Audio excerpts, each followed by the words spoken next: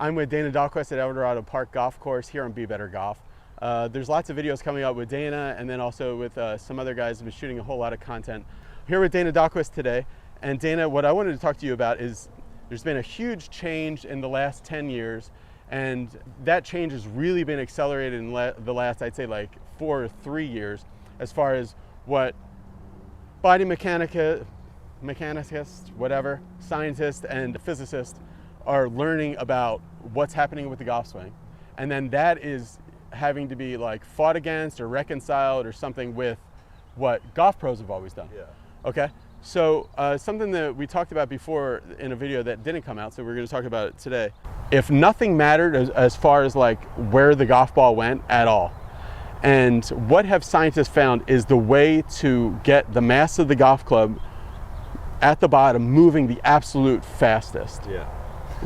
Okay, so, and this is the argument that is out there. So, you know, golf pros like myself, they typically have a concept or model that they follow in order to make change. Okay, so I don't care if you're Butch Harmon, you're Dana, you're anybody else, they have a model that they use to circumvent change in a swing. Yeah, right. So they don't just swing your swing, or they don't just say, hey, this is how unique you are. And that's normal. That's how we put somebody in a bucket so that we can fix them in that bucket. So if you're a draw player, you're in this bucket. If you're a fade player, in this bucket relative to the coach. Yeah. Now, so if that's really held on to, because you've been doing it for 20 years or whatever it is, and your concept is, I like a guy to be more centered, and I tell you that in order for you to swing it really, really fast, you have to move the center of mass of your body or displace it some amount to create speed. Yeah. I just kicked your bucket over. Yeah, right. Okay. Now, is what it is, okay? Because it's just the science is saying that's the case. Now, will you miss the ball more often? Maybe if you're not doing it right, but you will not hit it as far if you don't do that. Okay. So, and really what they're looking for is that displacement of the body and the segmentations, without going into a long discussion about a moment arm, creates a larger moment arm. Okay. Okay. And that's just a fact. So if all we were trying to do, and I'll stand in there for a second, Dana. If all we were trying to do was just make this move fast at somewhere in this area, then the swing would look a whole lot more like, no, that's too much. Sorry. Like that. Potentially, but you would have to lengthen that too. Right? Oh yeah. Right. So you're going to get the club to go the furthest back. You're going to get the most amount of rotation. You're going to get the most amount of pressure shift. Yeah, Joe Miller kind of does this thing a little bit. Right. Okay. So that's just in its nature. If you're looking for speed, you're going to do maybe one of those three things. Okay. Yeah. So the first thing you would probably do if you're going to hit it far, and this is Sasha McKenzie's stuff, is Sasha would say you're going to get the club to go back faster. Yeah. Right. So he would get in here and go, okay, I'm going to get this thing moving. And you're not generally going to go real fast and then slow it down. Right. You're probably going to go faster. Yeah. So that's the first thing. Second thing is, and the faster you go, the more brakes you're going to need at the top. Correct. Yeah. Exactly. The other thing is like how far I get this sweet spot in my backswing. So John Daly takes it back pretty far. Yeah. I have more ability to create more speed as well. And then the other thing is moving your segmentation, moving your mass. Okay. So you look at Rory, good example, or Justin Thomas or DJ or anybody at the top echelon of clubhead speed on the PGA Tour. Yep. They don't try to necessarily stay centered. They might look like they are, but they're really moving their mass early, right, and then loading and using pressure to increase speed, thus making the moment arm bigger. Yeah, Tony Finau, even though he has a very short swing, we see quite a lot of tilt and away from the ball, right? Correct. Same thing with John Rahm. Yeah. Correct. Okay. And what's funny with Tony, and Boyd's a good friend of mine and a really good coach. So what's fascinating to watch, so Tony's obviously very tall, long levers, and when he was playing early on was like 135 clubhead speed. Yeah. And also early on, I did a lot of practice rounds with him 6 or 7 years ago when he first came out, and he was swinging like 128. So over time, he's tried to dial his speed down because, quite frankly, if you're hitting it at 135, that end range carry is too big for a tournament golf course, potentially, if it's too wild. So Tony's able to now dial that back, and then also on the flip side have a pattern instead of not having a pattern. So he would kind of, now he has a normal pattern that he hits, which is maybe a slight cut instead of a big cut. And so now he's been able to kind of fall within a context of, oh, I can hit that fairway 58% of the time, whereas before it was more like 48% of the time. Okay. And which is a consistency piece, right? And a lot of this is just me assuming. But knowing is such that I've seen him on TrackMan on the golf course, and it was faster then. But the swing was longer. So he's able to kind of dive that down. Now, and we saw that on Instagram. He can get ball speed above 200 miles an hour when he takes a backswing that looks like a normal PGA Tour full backswing to parallel. Yeah. So now, obviously, outlier. So it's tough when we only talk about outliers. So that explains it really well. Those three things that you were talking about, just recap that. So that was, the three things were, a long a fast backswing, a long backswing, and then also force and center of mass away from the center. So if we were just looking for like total speed, that's what we would want. I know that you, for a long time, have liked your players more centered. Why is centered something that we should strive for as well if we want to start hitting it on the range somewhere? Yeah, so, and this is an interesting thing because my players still look centered. The tournament player ones, not necessarily the long drive guys. And even the long drive guys hit it very straight anyway. But the thing that we need to understand is we need to understand where the circle is, okay? And the circle is generally left shoulder. So if I have like my left arm out here, that's the low point of the swing. So kind of like in a bicycle hub, like where the spoke, the center would be? Okay. So if you look at, Morad and Stack and Tilt, and they had a model or have a model, and it's not wrong, it's correct, that the left shoulder goes in, back, and down to the center, okay? And then when they basically get to the top and get back to about lead arm parallel, that left shoulder gets back to that line, relatively speaking. And that controls where the bottom of the arc is. Now, relative to pressure and all that other stuff can change where that divergence is on the ground. The problem is if, let's say, we're trying to hit it far and we eliminate those things, then we don't hit it far enough. Now, granted, if you're a super fast athlete, that might still be okay. That's one of these things, it's a balancing act. And that's still what I do. Mac came up with that. I don't know where he learned it from, but that's the one that taught me that. So you know where those alignments come into play. The problem is if you pull dynamics away from that. If you just try to hit that position, you won't be able to do it. But So I think for like accuracy purposes, staying centered. Under the context will allow you to control that.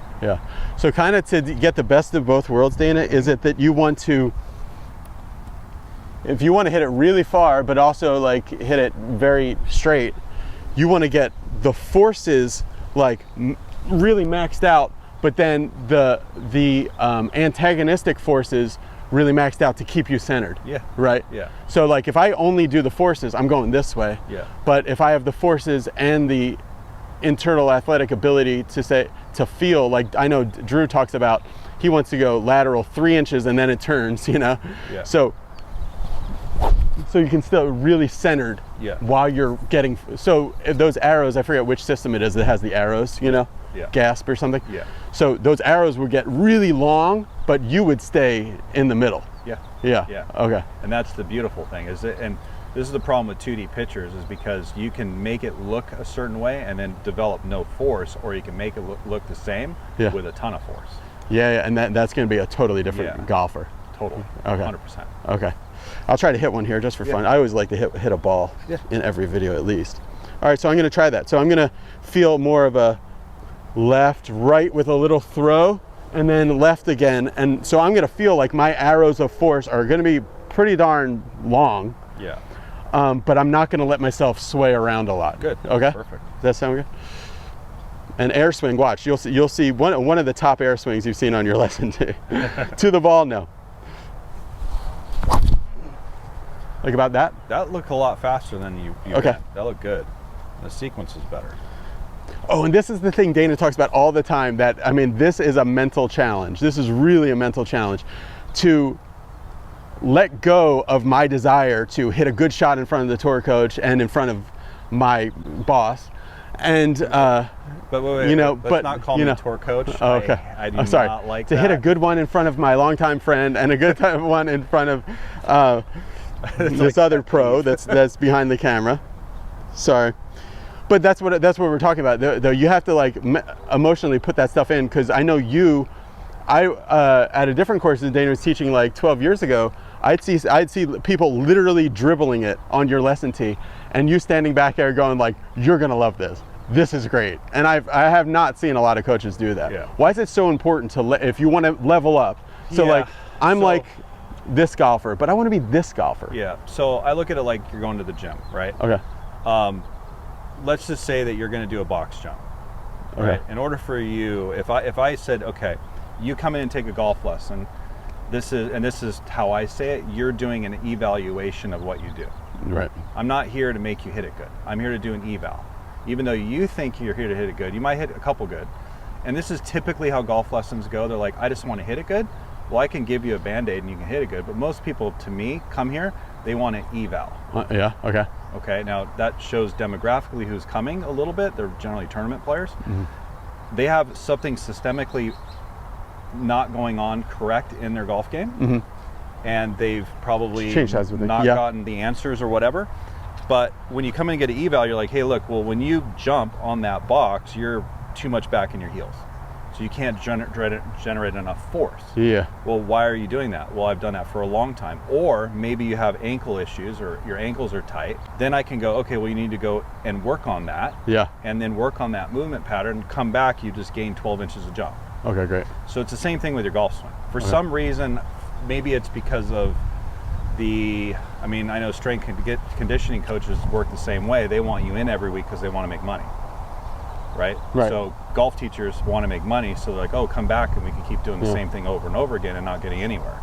Well, I mean, to defend golf coaches for a little bit though, because I've been golf coach, so right. I've been putting coaching now for like 6 months, and I want my people in because they'll come in and I'll say, okay, did you do our drills? Did you? Yeah. They've done nothing. They've done nothing. So like sometimes the only time they're working on it is there in the lesson. So if you want them to improve, you got to get them in. Very true. I think so. But it shows you that a lot of the hard work is not really so much of the stuff you're doing here. Yeah. So whenever you see a great coach that like they had this great transformation, that is 90% the player that actually did it. You know, the coach can get it sparked, but 98%. Okay. Yeah, right. it's like all of it. So like, and here's the other thing. So this is why I don't like being called a tour coach is if I go to a golf tournament, I'm not doing anything. And if I am doing anything, it's actually for me, not for them.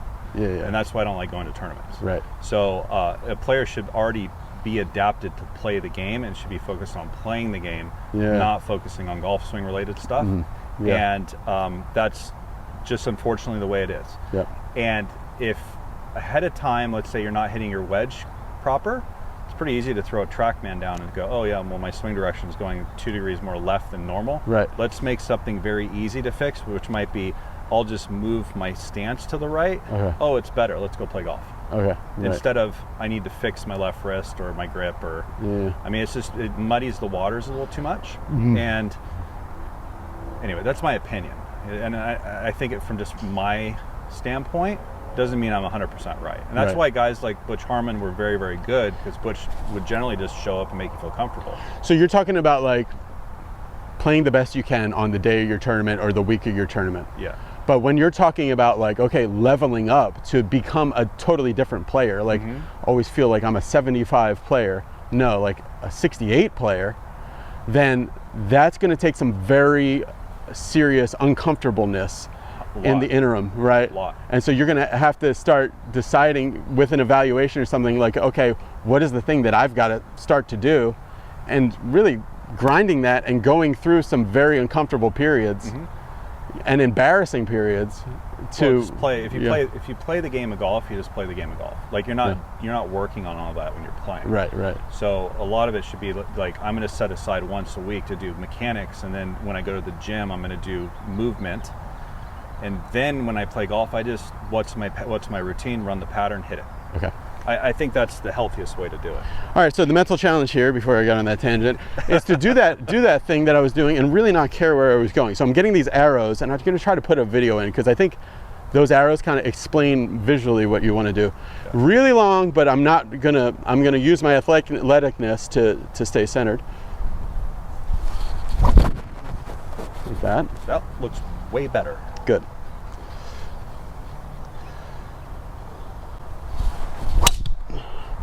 Oh, I killed it. That's way better. Yeah, dead straight, a little spinny, but Well, it's the elbow ball. Yeah, okay, all right. All right, cool. And I'm not gonna try to do that again because I probably won't. All right, great. Thanks for watching, everybody. You guys can find out more about Dana Dahlquist at his website. He's got a really great membership website you should sign up for if you're really interested in a very detailed, like this stuff is so 30,000 foot view, but if you're not only interested in the detail of it, but like specifically for you as a player, it has a lot of great resources on there. Hundreds of hours of different videos with Dana, which are hard to find because he doesn't have that much stuff publicly, but we're gonna try to get him to do some more YouTube stuff. And also check out his Instagram. He's got a YouTube and an Instagram, both at the same name, Dana Dahlquist. You'll find it on there. Thanks for watching, everybody. Bye. That was good. That was a good one. You bombed that.